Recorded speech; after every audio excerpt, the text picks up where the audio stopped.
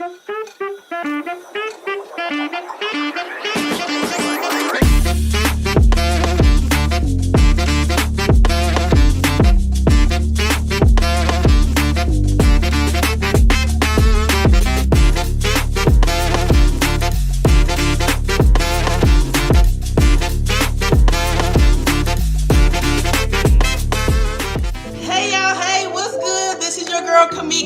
therapist, coming to you live from What's Good, from the desk of the therapist. Man, it has been a long time coming for my special guest to bless the stage today, and I am super excited and elated and blessed that he thought enough to come and bless the stage and holler at your girl today. So without further ado, I'm going to ask my special guest if he would be kind enough to introduce himself to the people.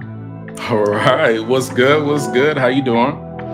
Alexander J. Burks. I'm a therapist and author. Do a lot of individual and couples counseling with the Minority Mental Health Initiative. Man, first of all, thank you. Thank you for your willingness to bless the stage. I know we've been in conversation for a while and finally got you on the podcast. And I don't take it lightly. Know that, because you are a very busy man doing a lot of great things in the community and the lives of those you serve.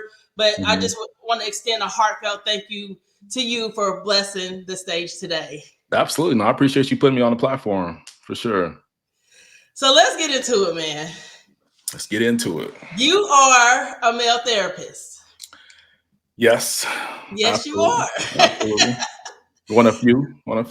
One of the few, and to me, that's why I really just like hats off and salute you. So let me back up a little bit. How did you get involved in what I call this passion work? What's your why, and how did it come to be? So, I think my why is kind of heavily rooted in, my history. You know what I'm saying? So, I had a lot of childhood trauma, been through a lot of homelessness, been in jail a couple times, you know what I mean? Like it was kind of rough. You know what I mean? But I believe that God, put me through those things so I can always remain relatable, to the men that I'm actually serving. And so, before I actually became a therapist, before I started, the social work field in general, my goal was to be in the criminal justice field. So I wanted to help, Black men, you know what I'm saying? So I started doing like free expungements for people, you know what I mean? And just kind of doing like mentoring, life coaching, type of stuff for free, Then I kind of moved in, started my own social work organization, started working with children and families. So I was able to kind of work with the men still indirectly. And then, in 2018, that's when MMHI, Minority Mental Health Initiative, was kind of birthed, so I can specifically work with, Black men and Black couples. So let's go back. MMHI. Yes. Talk about it. Tell me what you do. What is it? Who's there? Who owns and operates it? You can't just say that and just slide through like that. Yeah, I know. I'm humble, right? So, MMHI, Minority Mental Health Initiative, is my baby. I do a lot of individual and couples counseling. Individual work with men and women, but primarily Black men. That's my jam, is working with Black men that are in transitions. Yeah. Right. So I want to teach them how to be better husbands, better fathers, better pastors, because I work with a lot of pastors, right? So I just do a lot with them. I'm an author as well. And so MMHI is, what I consider my publishing company, so I do a lot. Pretty dope, man. And I appreciate you being humble, because we know we have to stay humble, because at the end of the day, we understand that what we do is just God using us, and it has nothing to do with us, but instead Him blessing us in a way, or seeing fit to bless us and use us to be a blessing to others. That's awesome. That is awesome. I appreciate it. So let me ask you, because I see you on social media. I'm just gonna go here. I see you on social media, and while you are very quiet, behind the scenes, super humble guy, you be throwing some stuff out there that's thought-provoking and could even be perceived as controversial, right? So when we think about men and mental health, let me go here for just a second before I go all the way there. What is it in our community that you believe prevents men specifically from seeking counseling? I think it's a lack of awareness and knowledge that men can seek therapy, you know, and it's good and healthy for us to seek therapy, you know. And I kid you not, most of the men that I have came to me because they have a significant other, you know, usually a woman that says, hey, you should get therapy.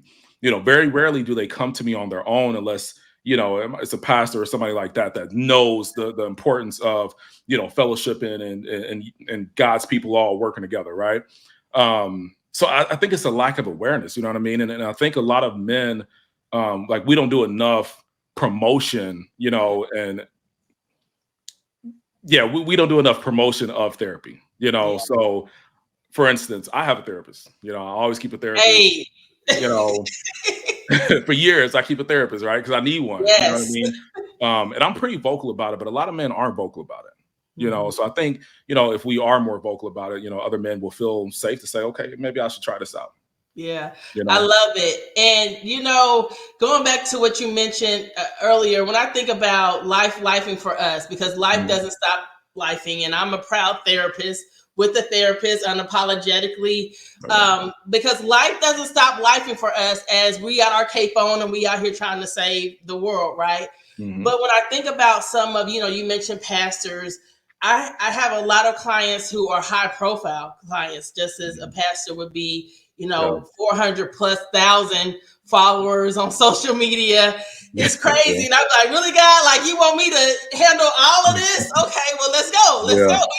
We're here for it. But how do you find balance personally with yourself? Because life's for us. Yet we have to throw on that cape and act like we have to be present at the end of the day for our clients and help them, you know, obtain positive outcomes. What does that look like? Your self-love, self-care. How do you obtain balance or maintain balance? Oh yeah. So I try to practice what I preach, you know, so I'm always constantly drilling to my clients, you know, the importance of self-care, you know what I'm saying? So weeks like this week, you know, when I tell them like, hey, yo, I'm not taking no clients this week for my self-care, you know, it's me practicing that. So, you know, I take my breaks, you know what I mean? Every single quarter, I'm at least taking a week off or 2 weeks, you know, in August, like around my birthday, you know, I'm always taking time off, stay in the gym, you know, stay on my motorcycle, stay in the gun range. Like I keep up with my hobbies, you know, because it's important, you know, and that's what I feel like a lot of men would have to really preach to the men, you know, because they really get lost in, you know, being husbands and, you know, whatever their profession is, they get really, really, really lost in it,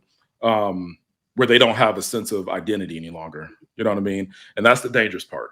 So in therapy, we often deal with clients who have not had the permission to feel. And I could have only imagined that for men, specifically men of color, that is even heightened or even exaggerated. You know, don't cry, you're usually crying, you know, all that type of stuff. But breaking down those strongholds, as we call them, or tearing down those walls and getting them to a place of vulnerability where they can trust, where they can nurture and foster. And, you know, to your point earlier, I tell people all the time that when you go through life, people often say, why me? Why me? And I've come to the realization, not only why not you, but more importantly, as you go through, you don't understand when you're going through certain tests and trials. But when I look back over my life, I understand it's an anointing and it's a mantle that comes to this thing. It's difficult to speak to someone. I remember I was going through something very challenging in my life, and people would try to encourage me, and, you know, and it just wouldn't penetrate. I heard it, but it wouldn't penetrate. And it wasn't until someone who had been through what I went through that it really penetrated my heart and soul, and I found refuge and comfort. So then I came to the realization that's the why we have to go through what we go through, so that we can speak to those couples, individuals who we can say, I've been there, sis, or I've been there, bro. Let me tell you. So take a moment to encourage somebody, if you will, that man or that woman who is just dealing with life and like, I don't understand why I'm being picked on. Why? How much more can I take? Just take a minute to encourage them for me. Yeah, you know what I would say. First off, I do want to agree with you. You know, like doing therapy, it's like it's crazy the people that God brings to you. You know what I mean? Because, you know, there's so many men that I relate to. I'm like, man, am I talking to myself right now?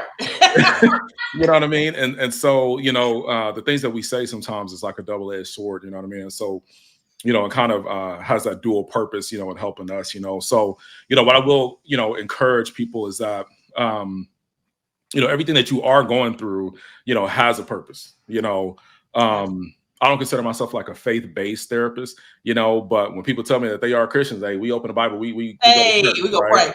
We go to church, So what I will say is that, no matter what we're going through, like we're always going to go through valleys, right? Highs and lows. We're always going to go through valleys, because sin is in the world, right? Like it just is what it is, right? There's nothing you can do, to avoid struggle or anything, right? The valleys are going to come, right? But just know that God is always going to repurpose that struggle for His good. So there's always a purpose, a higher purpose in what you're going through. Even when it comes to like, I try to push my men towards purpose, and that's one of the big things that we do. Like, I want you to understand like what your purpose is, why God created you to be a man anyway, right? And then what is your individual purpose, right? And sometimes, most times, that individual purpose deals a lot with what our struggles are, what our struggles and traumas and all that type of stuff are. All of that. Yeah. So there's a purpose. So, just keep moving. Keep it moving. Day by day, we get stronger, wiser, and better. That's it. Day by day. And I told someone, I think, and I shared it last week, I believe. I said, we still trying to, lace people's boots, lace our kids' boots while we trying to figure life out. I said, we ain't perfected this. And sometimes people look at us and feel like, oh, you think you know everything? Oh, you got, baby, I don't know everything. But what I do know, I'm willing to give it to you. For sure. Absolutely. And help you out along the way. But I got to go here. I saw that you had posted something a while back, and like I said, you be throwing that stuff out there, starting stuff. I do. I'm a troll for sure. Yeah. But narcissists. Yeah. Narcissists. People use that word. They throw it out, and sometimes people like that don't have nothing to do with what you think it got something to do with. We can talk about what it got to do with, but it's not what you think. But in dealing with your client population, how often do you see men or women with narcissistic tendencies, and what does that look like? So this is going to surprise you, right? But this is coming from like the clinical term of, narcissistic personality disorder, right? I've only dealt with one person that had true narcissistic personality disorder, right? I think first off, the word gets thrown out there, very unnecessary. Misused. You know what I mean? It's misused. Absolutely. DSM wise, obviously there's five you have to have at least 5 criteria to meet, narcissistic personality disorder. But like once you really, I've never had a woman, even though, obviously women can, be narcissists. But I had one man that, he really opened my eyes and showed me like what true, narcissism was. And the thing with therapy is, most narcissists that actually, struggle with narcissistic personality disorder don't really seek therapy. And if they do seek therapy, they're seeking somebody that's going to validate them, right? And build their head up. And so, when it comes to, correction, they can't handle it. So this person, I only had him for 2 sessions. It was a wrap after that. You know what I'm saying? But yeah. So it's really not too common. I like to say that, even myself, just, transparently speaking, I have narcissistic tendencies, right? Because, I don't know, a lack of empathy sometimes, like sometimes that could be me, right? It's a narcissistic trait, but just because you have a narcissistic tendencies doesn't mean you're a narcissist. And I think that's where a lot of people get confused. Absolutely. Yeah. So that's a very valid point. So when we hear the term, he's a narcissist, she's a narcissist, they're a narcissist, they can have narcissistic tendencies, to your point. But by definition, that doesn't make them a full-fledged narcissist. If you're dealing with a full-fledged narcissist, it's a different beast, yo. It's a different beast. We don't even got the word. But the point is, they would know. Yeah. They would know you're narcissist, and you want to run. You want to run fast. well, see, that's the thing, though. See, like, and again, I don't have the experience with the true narcissist woman, but men, they often present themselves as very, very, very charming, right? And that's because they're kind of driven by power and self-control. And so I'm going to manipulate and do whatever I can do to Yes. control the situation. So they come off differently, but Yes. once you kind of start peeling them layers back, Yes. it gets crazy. Yes. Yeah. And what I've learned is they present initially, to your point, extremely well. Very charming, extremely smooth, very charismatic. They gonna wow you, baby, to the nth degree. The first sexual encounter is gonna be to the nth degree. And guess what? Then after that, that bad boy gonna start falling down, and they're gonna leave you chasing that high, for lack of a better word, forever, because it's all about that mind, body, ego, pride, the control. Absolutely. So no, absolutely. run. Hey, please run. And yeah, just please run. Because unfortunately, if you put a narcissist with someone who has trauma, and and I tell people, when you meet someone and you encounter someone, if a person doesn't meet your needs holistically, you have to make some difficult decisions, because people often accept pieces of people, for sure. because the spirit of familiarity, right? So they do this for me and they do that for me, and this feels good. But holistically, when you evaluate that person does not even align with you, meet your needs. The values are not even the same, but it was that one or two, three little things that wooed you. And this is not even narcissist anymore. This is just people in general speaking. Yeah. So and seeing somebody's issues is sometimes like a sixth sense. You know what I'm saying? It's like, I can't speak for women, but men, we can kind of, sense the insecurities, you know what I'm saying? And the wrong man, that narcissist or whoever, is going to capitalize on those things. So next thing you know, you'll start getting the compliments. They'll, we could tell, like, you're trying to hide your stomach with your purse, and you're turning this way because you don't like your arms. Like, we see all of that, right? So next thing you know, you're gonna have a man saying, "Oh, I love your arms." Like, they gonna start complimenting you on those insecurities. You know what I mean? So it's so manipulative and really predatory. Yeah. No, for real though. For real.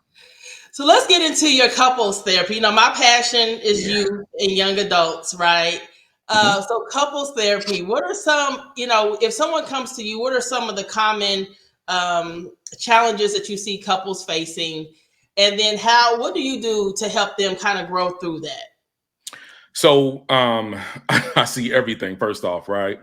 So I have people who are married, people who are unmarried, people who have only been together for a year, people who are divorced but want to figure out how to be the best co-parents, right? So I have a whole range of people. Obviously, this kind of goes without saying, but obviously the number one issue is communication. That's everybody's issue, right? It's communication. And that's what really prompted me to write my book, because, it's all about power struggles. It's all about power struggles, and I felt like I wanted a resource for my couples. I didn't think it was going to be something that I was going to really push out to the world like that. But I wanted my couples to have a resource to understand how to navigate power struggles, within their relationship dynamics. But that's a huge issue. It's like everybody's in a transition, right? So the older generation, we understand that they had like very, very, very traditional values. Absolutely. Right. Women had their role, men had their role, and they stuck to it. They made their puzzle pieces fit. So now we're operating differently, where it's like, women don't necessarily need safety. They don't need protection, from the general sense of it. They don't need the finances. You guys more educated than, I think, if I don't have the statistic wrong, but I'm pretty sure you guys are the most educated group of people, nationally. You know what I mean? So y'all don't need us the same way as, we once thought. And so, we're learning from our previous generation that says, hey, traditional roles, yet we're trying to break through those as well. And so basically it creates a power struggle, and power should be fluid. It should move like water. You know what I'm saying? And so that's what I try to teach my couples, is how to navigate that, figure out like what works best for them. And it should be complementary,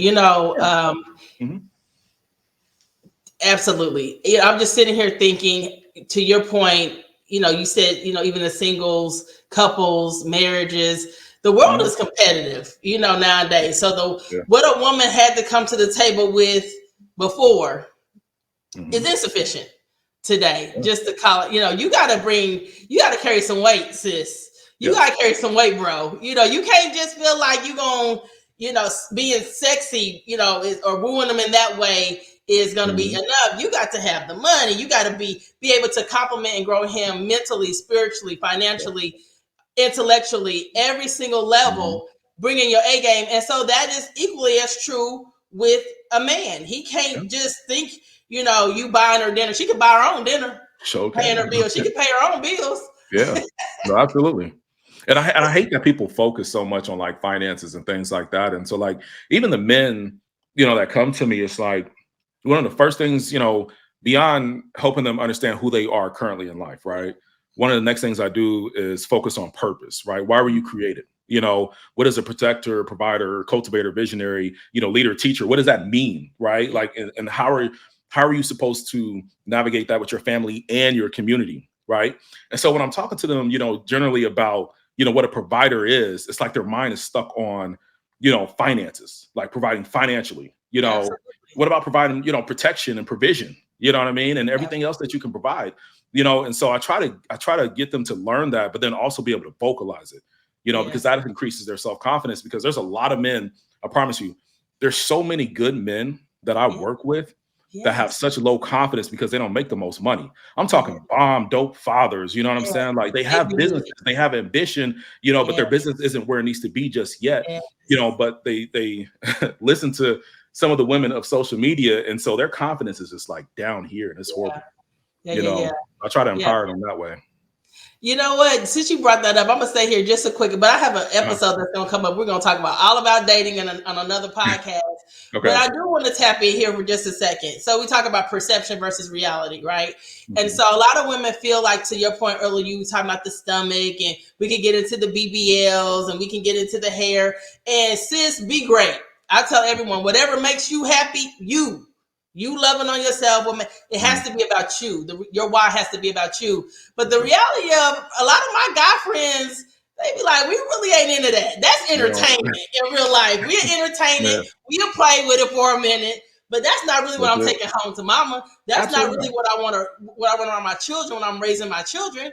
But Yeah. it's cute. But women, to your point, it's been sold such that women feel like they have to go out and do all of this to get the man, their Boaz. Yeah. And it don't work, and I think, and I wish we had more platforms to actually speak to each other and just be real with one another, men and women, you know, um, because from a man's point of view, it is very, very, very difficult for us to be 100% transparent with a woman when we decide not to choose a woman, you know, and women kind of take it as, you know, like we're tearing them down, but it's like, no, I'm not saying that you're not a great person. Your hygiene might just be bad, or you. I'm just keeping it real. Like your hygiene might be bad, or I don't agree with your parenting. Like whatever it is, it's like we wish we can be, just 100% transparent. And You you know know, what?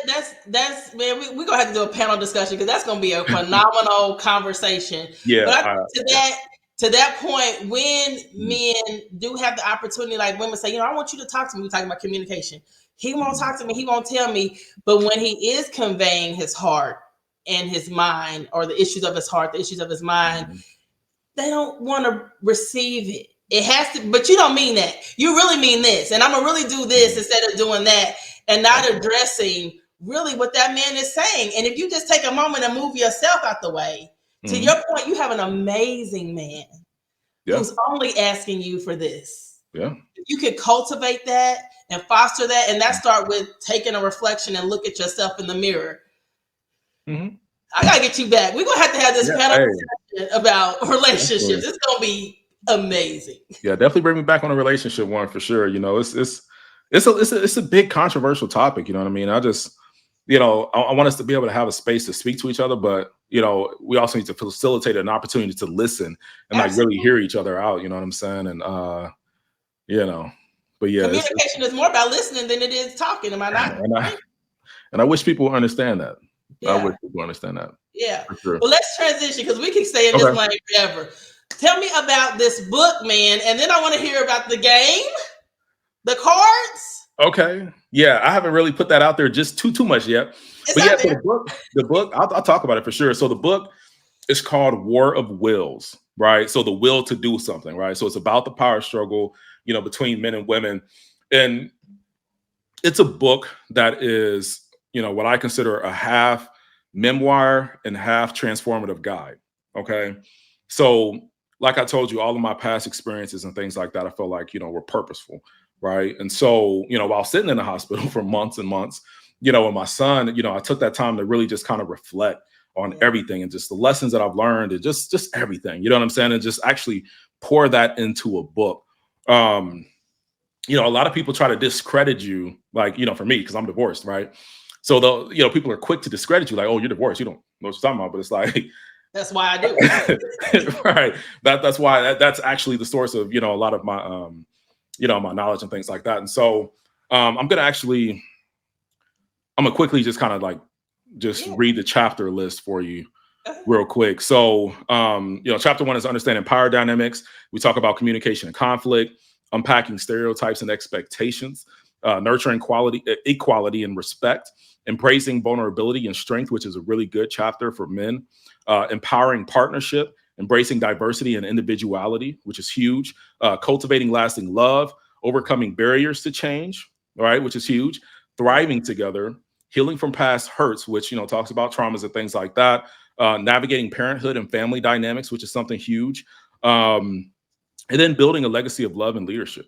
So it's not your average relationship book that's just going to say like, hey, like, go find your person, love them, and that's all you need, because love is not enough. Anybody who's been in a marriage or, a serious relationship understands that love's not enough. Absolutely. If it was enough, we'd all be with our first love. You know what I mean? Let's keep it real. Like we would, hey, we would all be with our first love. You know what I'm saying? But it's not enough. But we're constantly sold this fairy tale of it. In movies and TV and television and social media. You know what I'm saying? And it's just not realistic. So in that book, I really challenge a lot of those fairy tales and things, and just give it to people raw. So it's a really, really fire book, and this is that narcissistic tendency right here, right? But I'm willing to put my book up against, those well-known books. Oh, Lord. I'm keeping it real. I'm keeping it real. Like them well-known books, like, I know Pastor Mike Ty got a book and all that type of stuff now. Yeah. I'm willing to put my book up against those books for sure. Yes. So where do we find the book? So the book is going to be on Amazon November 1st. Okay. You can just type in War of Wills. Actually, the Kindle version of the book and the iBook for Apple iBooks, those are already out. Okay. But if you want the actual physical book, which I wish I had on me on my desk, that's going to be available on November 1st on Amazon. You can actually get it from my website as well, which is themmhi.org. Just click on store and you can actually order it, and they'll ship out within 2 days.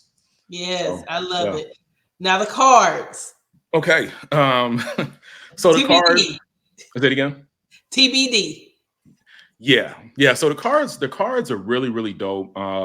Again, it's something that I wanted to supplement, my therapy sessions with my couples, because I kept finding myself like, hey, go, buy this couples card deck or, whatnot, I'm like, man, I need my own couples card deck. So what I created it's called the intimacy box. Okay. So there's, 4 forms of intimacy, if, people know them or not, but you have emotional intimacy, physical intimacy, intellectual intimacy, and then spiritual intimacy. Okay. So what I released first were boxes that focus on emotional intimacy and then physical intimacy. All right. So with the emotional intimacy box, there's 2 decks of cards in there. One is called Let's Talk, right? Which are, the conversation starters, the conversation, really, really deep questions you can ask your partner, right? And every single question, every single card has a mini challenge at the bottom of it, right? So the mini challenge is an action that you can take based on the information that you learned about your partner, right? So it takes it a step further than just answering questions and kind of moving on, right? So that box has Let's Talk and then Let's Argue. All right. So let's argue. I don't really want people to argue, but these are controversial topics and statements on each card.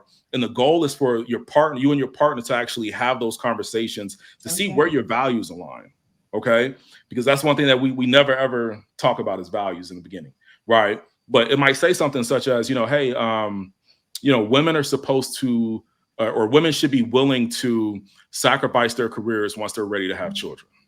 Right? I see your eyes. Okay. But that is a controversial topic. Right. And so it's important to have those conversations so you can see where you align. Go ahead and do it right away. Why not? Right. So that's the emotional intimacy box. The goal is to build emotional intimacy. right? Yes. The physical intimacy box has the same let's talk cards. Okay. So the let's talk cards in the physical intimacy box are solely focused on physical intimacy questions. Okay. Okay. Okay. So they work the exact same as the emotional intimacy box, but instead of let's argue deck, there's a let's talk and then the let's touch, right? Okay. So the let's touch are actual prompts to help couples build that physical intimacy. And I have to teach my men this, but intimacy is not sex, right? So there's like Wow. maybe 4 or 5, prompts in there that are sexual based. Everything else is not sexual based. This is how to Yeah. touch your partner, how to respond to your partner, like Yes. things you can actually do to build Yes. physical intimacy. I Yeah. think that's dope, man. That's Yeah. dope. I'm sending you some love snaps. That's what's up. That's what's up. I I see you. appreciate it. I Well, before appreciate it. we transition, tell the people where they can find you, and then we will end with your affirmations. Okay. So website is www.themmhi.org. You can contact me there. I'm on LinkedIn, first and last name, Alexander J. Burks. I'm trying to use the J so I can separate myself from people who also share my name. And then on Instagram, it's Mr.1914. I know it has nothing to do with MMHI. I'm trying to convert my personal page over to a professional page, slowly but surely. But yes, it's Mr.1914. You can find me on Instagram. Awesome. All right. Your affirmations, man. What you got?